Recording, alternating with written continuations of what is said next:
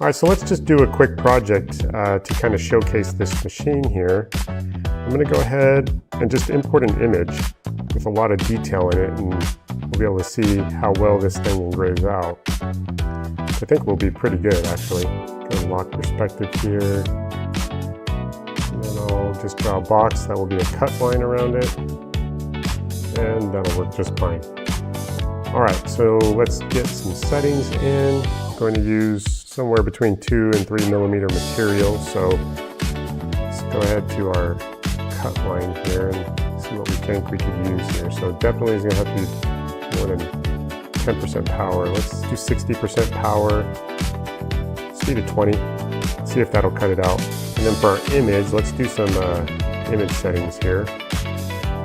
And then for our line interval, that's really dependent upon how thick our laser beam is. This is supposed to be a very thin laser beam.